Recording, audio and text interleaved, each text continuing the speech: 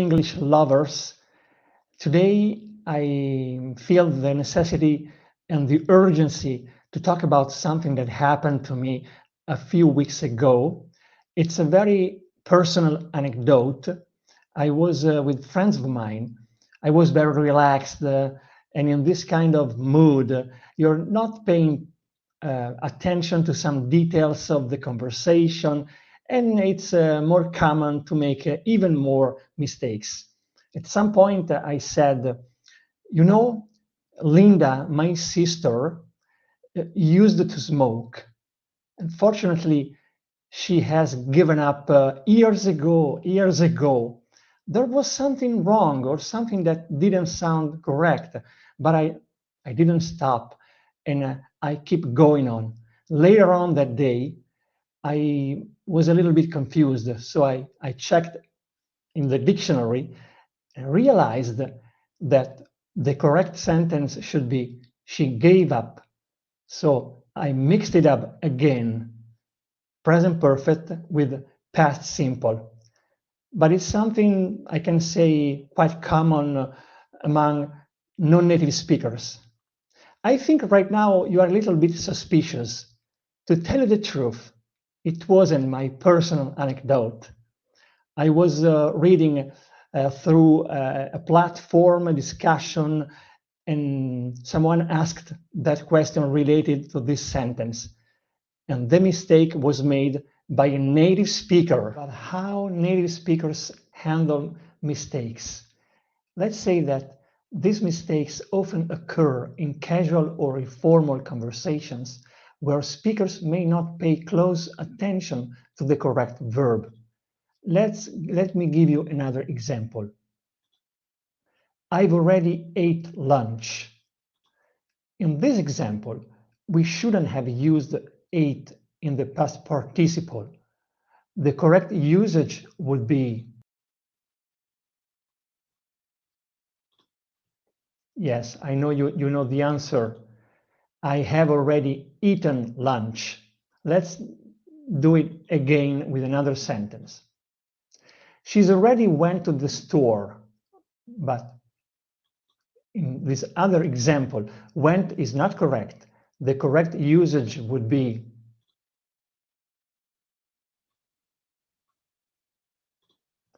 so she's already gone to the store. Just take a break for a minute and let me tell you, remember to subscribe to my channel in order to get the latest updates about this kind of tricky situation where natives are really incredible in handling the pressure, the situation itself. But let's go back now to the main topic. And I want to tell you something more about natives. How do they handle the pressure? How do they handle mistakes? The main difference is that when we make a mistake like natives, we tend to stop talking, or maybe we make some weird faces because it's in maybe in an unfamiliar situation, embarrassing. But the secret is like native always does, and we have to copy and paste this kind of positive habit, and we have to keep moving forward. We don't have to stop. We don't have to be afraid of making mistakes, because the lesson that I learned from natives is this one. Do not stop. Do not be afraid of making mistakes. You can learn from them. I'm not telling you to ignore your mistakes, but let's keep the conversation going, and later on you can check and you can make a lot of repetition of the correct sentence. And believe me, next time in the next conversation, you're going to get better for sure. But let's move on now to another mistake very common among native speakers. Here are 3 examples of double negatives. I didn't see nobody at the party. So in this sentence, didn't or did not, and nobody create a double negative. So the correct sentence, yeah, you know, I didn't see anybody at the party. Another one, I can't find nothing in this mess. So here, can't, cannot, nothing, double negative. But the correct sentence would be,